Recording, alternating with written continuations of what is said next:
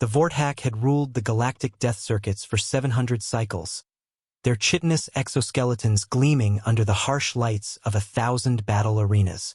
Standing 3 meters tall with razor-sharp mandibles and acid-secreting glands, they were the undisputed champions of every Death World tournament across 12 star systems. Their homeworld, Zirion Prime, boasted gravity 3 times that of most habitable planets, storms that could strip flesh from bone, and predators that made nightmares seem pleasant. Commander Thexvar flexed his 4 arms as he reviewed the latest tournament roster on his neural interface. The usual suspects were there.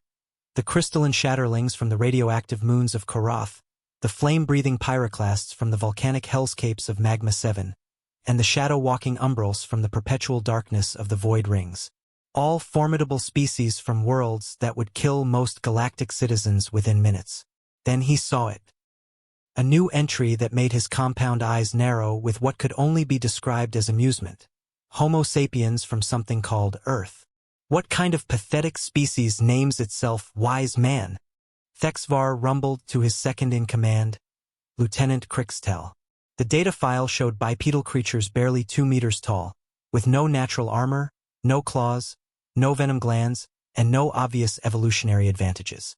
Their homeworld registered as a Class M paradise: mild climate, breathable atmosphere, abundant water, and gravity so gentle it was practically a nursery world.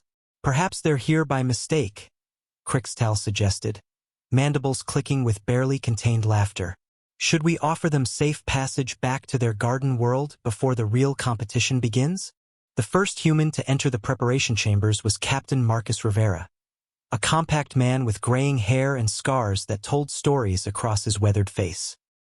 He moved with an economy of motion that spoke of decades spent in hostile environments, his augmented combat suit humming quietly as its systems calibrated to the station's elevated gravity. Behind him came his team.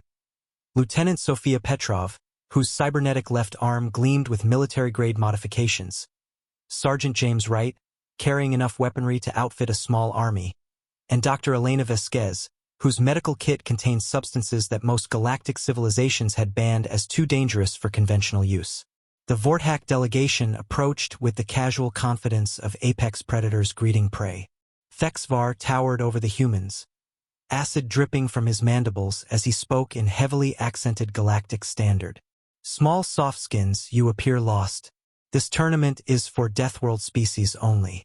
Your kind should return to whatever peaceful rock spawned you before you embarrass yourselves. Rivera looked up at the towering alien with the expression of someone who had faced down worse things than nightmares. Appreciate the concern, but we're exactly where we need to be. The first trial was atmospheric adaptation. Contestants were sealed in chambers filled with the toxic atmosphere of Zelthrin 4, a hellscape where the air itself was corrosive and the pressure could crush most beings. The Vortak lasted 18 minutes. The pyroclasts managed 22. The humans? They sealed their helmets, activated their suit's life support, and settled in for what appeared to be a long, boring wait. For hours later, they were still conscious and comfortable while their competitors nursed chemical burns and respiratory damage. Impossible, Thexvar snarled. They're using technology as a crutch. But as the trials continued, a disturbing pattern emerged. The humans didn't just survive each challenge. They adapted, improvised, and overcame with a creativity that left their competitors stunned. When faced with Zirion Prime's crushing gravity, they didn't just endure it. They used it, turning their apparent weakness into tactical advantage through fluid movement and calculated strikes. In the final arena, facing a pack of gene-modified predators that had been designed specifically to hunt Deathworld species, the humans did something that made every spectator's blood run cold. They didn't just fight the creatures. They studied them for exactly 47 seconds, identified their behavioral patterns, exploited their pack dynamics, and turned the hunters into prey. As Rivera stood over the fallen alpha predator, barely breathing hard, he looked up at the silent crowd and spoke into his comm unit with the casual tone of someone reporting a routine training exercise. Mission accomplished. Turns out being apex predators on a death world is easy when your homeworld is the kind of place that produces species crazy enough to split atoms for fun and swim with creatures that could swallow them whole. The galaxy suddenly felt much smaller and far more dangerous than it had that morning.